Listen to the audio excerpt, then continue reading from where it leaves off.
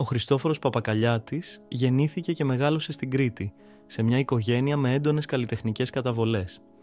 Από μικρή ηλικία έδειξε ενδιαφέρον για την τέχνη και τη δημιουργία. Το περιβάλλον που μεγάλωσε του έδωσε ερεθίσματα για να εκφράσει τις ανησυχίες του μέσα από τη γραφή και την υποκριτική. Η πορεία του ξεκίνησε από μικρούς ρόλους στην τηλεόραση, όπου γρήγορα ξεχώρισε για το ταλέντο και τη φυσική του παρουσία. Η πρώτη του μεγάλη ευκαιρία ήρθε όταν αποφάσισε να γράψει και να σκηνοθετήσει τη δική του τηλεοπτική σειρά. Ήταν η στιγμή που άλλαξε τη ζωή του για πάντα. Το «Να με προσέχεις» δεν ήταν απλώς μια σειρά, αλλά ένα σημείο καμπής στην ελληνική τηλεόραση.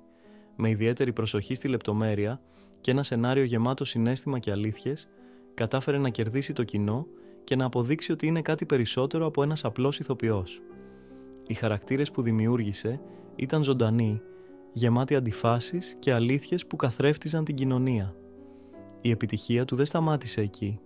Οι επόμενες σειρές που έγραψε, σκηνοθέτησε και πρωταγωνίστησε, όπως το «Κλείσε τα μάτια» και το «2 μέρες μόνο», τον κατέστησαν έναν από τους πιο αγαπημένους δημιουργούς στην Ελλάδα.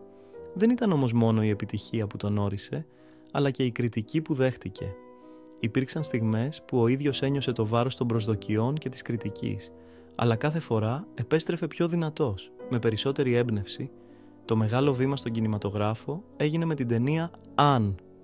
Μια ταινία που ταξίδεψε το κοινό σε μια ιστορία γεμάτη ρομαντισμό και υπαρξιακές ανησυχίες.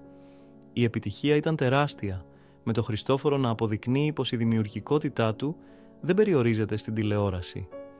Η συνέχεια ήρθε με την ταινία «Ένας άλλος κόσμος», που κατάφερε να αγγίξει παγκόσμια θέματα, όπως η μετανάστευση και η κοινωνική ανισότητα, κερδίζοντας το σεβασμό και το θαυμασμό τόσο στην Ελλάδα όσο και στο εξωτερικό.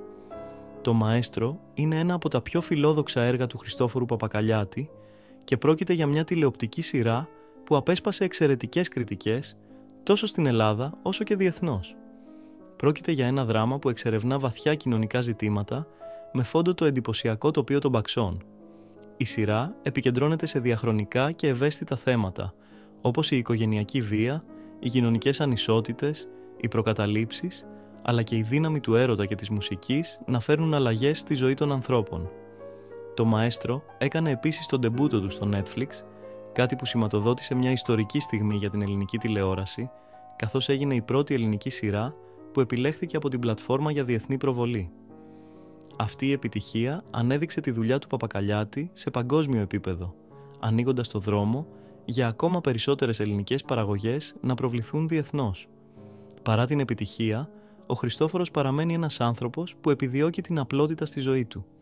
Αγαπά την Κρήτη, την οποία θεωρεί πηγή έμπνευσης και καταφύγιο. Συχνά μιλά για την ανάγκη να δημιουργεί από καρδιάς, να αφηγείται ιστορίες που συνδέονται με την ανθρώπινη ψυχή. Οι συνεντεύξεις του αποκαλύπτουν έναν άνθρωπο που παραμένει ταπεινός παρά την αναγνώριση που έχει κερδίσει.